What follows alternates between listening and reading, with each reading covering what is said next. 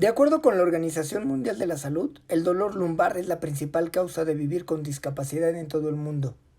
Se estima que para mediados de la próxima década, entre el 55 y 70% de la población adulta en México tendrá algún padecimiento relacionado con la espalda. De acuerdo con el Instituto Mexicano del Seguro Social, de 300 consultas de primera vez, 90 se relacionan con problemas en esta parte del cuerpo. Una de las profesiones en el campo de la salud que ha alcanzado una demanda considerable a consecuencia del alarmante incremento de pacientes con dolores de espalda es la quiropráctica. Pero, ¿qué es un quiropráctico y qué es lo que hace? El quiropráctico es una persona que estudia, entiende el funcionamiento del cuerpo humano y su estructura. Se basa en estudios previos, como puede ser radiografías y un análisis de postura para poder determinar qué tipo de ajuste necesita cada persona. El ajuste quiropráctico es la herramienta principal que utiliza el quiropráctico para poder realizar un movimiento específico con poca fuerza y velocidad sobre los segmentos de la columna vertebral para ayudar a corregir las interferencias nerviosas, pero esto tiene que ser durante un cierto número de sesiones para poder lograr tener un cambio. Y va a depender mucho de la condición de cada paciente, no todos se manejan con la misma técnica.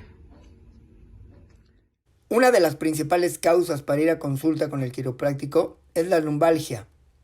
Además de ¿qué otros padecimientos puede atender esta profesión? Normalmente el dolor principal es la zona lumbar o la espalda baja. En segundo lugar tenemos la zona cervical o el cuello y en tercer lugar el dolor de rodillas.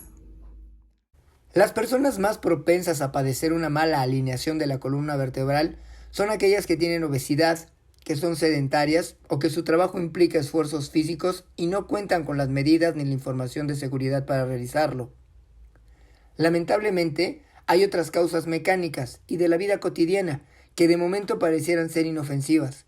Movimientos convencionales, posturas recurrentes como sentarse en una silla, actividades repetitivas mal hechas como suele pasar en los gimnasios, pueden ser motivo de lesión en la columna.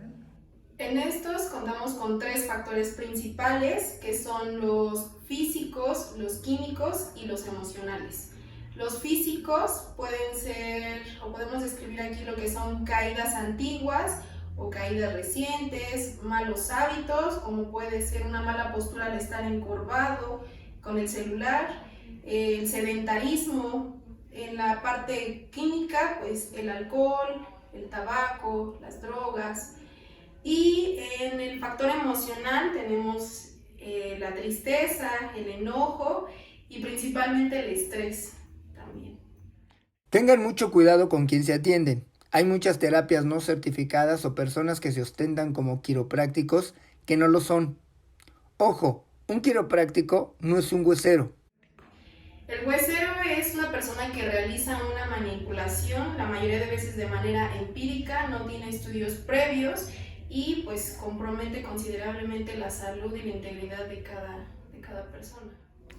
Es muy importante que cuando acudan al quiropráctico pidan título y cédula profesional, ya que aquí en México escuelas reconocidas que dan una licenciatura en quiropráctica es la UNEVE, de donde yo soy egresada, la UNEVET y la de Veracruz. Para hacer un quiropráctico se estudian 4 años y es uno de servicio. Aquí la recomendación de una profesional en el campo sobre cuándo debemos visitar al quiropráctico y así evitar cirugías, las cuales, además de molestas, son costosas. Aproximadamente el 99% de las visitas al quiropráctico es por dolor, en varias ocasiones ya con un padecimiento severo. Recordemos que la columna vertebral tiene un desgaste natural y este va a depender de nuestro estilo de vida. Por eso es importante enfocarlo de una manera de prevención para evitar desarrollar algún malestar y así poder tener una mejor calidad de vida.